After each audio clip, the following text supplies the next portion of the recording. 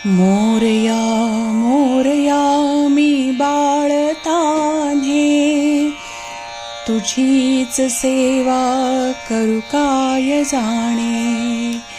अन्याय माझे कोट्यानुकोटी, मोरेश्वरा बा तू घाल पोटी. मंगलमूर्ती मोरया, गणपती बाप्पा मोरया, श्री गजानन मोरया. मोरया मोरया मी बाळ तान्हे ही गणेश वंदना भगवान गणेशाप्रती असलेल्या निस्सीम भक्तीचे आणि शरण भावाचे प्रतीक आहे. ही एक अत्यंत लोकप्रिय आणि भावपूर्ण गणेश वंदना आहे.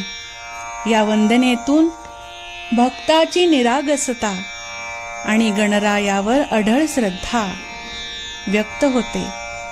निष्पाप भाव व्यक्त करणारी अशी ही गणेश वंदना आहे. ही गणेश वंदना गणपती बाप्पा हे बुद्धिदाता आहेत आणि संकट मोचक आहे म्हणून स्मरण करणारी आहे. तसेच अहंकार नष्ट करून ईश्वराप्रती पूर्ण शरणागती स्वीकारण्याचे महत्त्व या गणेश वंदनामध्ये अधोरेखित होते. आता याचं महत्त्व काय आहे आणि अर्थ काय आहे हे जर आपल्याला समजलं तर आपले श्री गणपती बाप्पा प्रती असलेले भाव,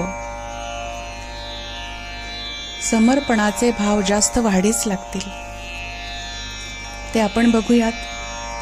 ही गणेश वंदना आहे ती बालरूपी भक्ती आहे, निरागस भक्तीचे प्रतीक आहे. या वंदनेतील मी बाळ तान्हे या शब्दातून भक्त स्वतःला देवाचे लहान बाळ मानतो. ज्याप्रमाणे लहान बाळ आपल्या आई वडिलांवर पूर्णपणे अवलंबून असते, तसाच भक्त गणपती बाप्पाकडे पूर्ण शरणागतीने पाहतो. बालक भावाने केलेली प्रार्थना अशी ही गणेश वंदना आहे. भक्त स्वतःला एक तहानेले बाळ, निरागस, अज्ञानी मानतो आणि गणेशाला आईप्रमाणे समजून शरण जातो, असं या ओळीचा अर्थ आहे. तुझीच सेवा करू काय जाणे म्हणजे समर्पण, सेवाभावाची कमतरता मान्य करणे म्हणजे सेवेतील अज्ञान आणि समर्पण असायला पाहिजे. या ओळीमधून भक्ताची नम्रता दिसून येते. देवाची पूजा अर्चा कशी करावी त्याचे शास्त्रशुद्ध ज्ञान नसले तरी मनात असलेली खरी भक्ती महत्वाची आहे, हा संदेश यात दडला आहे. भक्ताला जाणीव असते की तो गणेशाची योग्य प्रकारे सेवा किंवा पूजा करण्यास सक्षम नाही. म्हणूनच आपण असं म्हणतो गणपती बाप्पाला, तुझीच सेवा करू काय जाणे. भक्ताकडून अजाणतेपणी झालेल्या कोट्यावधी चुका किंवा पापांची क्षमा मागून मयुरेश्वराला म्हणजेच गणेशाला आपण प्रार्थना करायची. त्याच्या पदरात घे, गणपती बाप्पा तू आम्हाला पदरात घे अशी विनंती करायची. अन्याय माझे कोट्यानुकोटी, मोरेश्वरा बा तू घाल पोटी. या ओळींचा अर्थ असा आहे की माणसांकडून कळत न कळत अनेक चुका किंवा अपराध घडतात. ज्याप्रमाणे माता आपल्या मुलाच्या चुका पोटात घालते, क्षमा करते, त्याप्रमाणे गणपती बाप्पानेही भक्तांच्या चुका क्षमा करून त्याला आपल्या चरणांशी आश्रय द्यावा अशी ही प्रार्थना आहे. या वंदनेमध्ये वारंवार येणारा मोरया हा शब्द 14व्या शतकातील महान गणेश भक्त संत मोरया गोसावी यांच्याशी जोडलेला आहे. त्यांच्या भक्तीमुळेच गणपती बाप्पा या नावामागे मोरया हे नाव जोडले गेले, जे देव आणि भक्त यांच्यातील अतूट नात्याचे प्रतीक मानले जाते.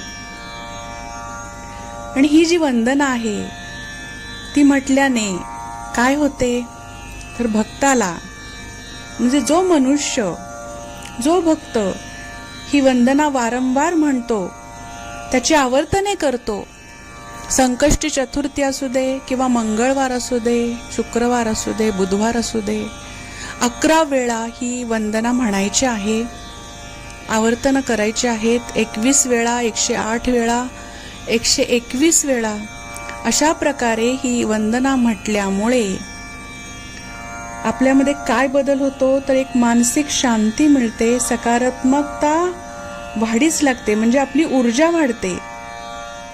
कोणत्याही शुभ कार्याची सुरुवात करताना की संकटाच्या वेळी संकटापासून सुटका व्हायची असेल तर ही वंदना गणपती बाप्पाला साद घालण्यासाठी, गणपती बाप्पा प्रसन्न होण्यासाठी गायली जाते. अशा प्रकारे महत्व आहे. मोरया मोरया मी बाळताने, तुझीच सेवा करू काय जाणे, अन्याय माझे कोट्यान कोटी, मोरेश्वरा बा तू घाल पोटी. असं 21 वेळा म्हणायचं आहे. अगदी वेळ नसेल तर 11 वेळा म्हणायचं आहे. ज्यांना वेळ आहे त्यांनी 121 वेळा संकष्टी चतुर्थीला म्हणायचं आहे की ज्या योगे आपलं पुण्य वाढीच लागणार आहे. अत्यंत पुण्यप्रदाशी ही वंदना आहे आणि त्याचा अनुभव प्रत्येकाने घ्यायचा आहे. जेव्हा आपण एखादी गोष्ट करून बघतो तेव्हा आपल्याला अनुभव येतो आणि अनुभवातून श्रद्धा वाढीच लागते. नेहमीच परमेश्वराप्रती नम्रता हा भाव आपला असला पाहिजे. अत्यंत समर्पणाची भावना असली पाहिजे. परमेश्वराच्या चरणाशी तूच सर्व काही आहेस, मी शून्य आहे, मला काहीही समजत नाही, तूच सर्व काही करून घे, अशी समर्पणाची भावना जेव्हा आपली असते तेव्हाच देव आपल्याला मदत करतो, आपली संकटांचं निवारण करतो, आपल्या सगळ्या इच्छा पूर्ण करतो. मंगलमूर्ती मोरया.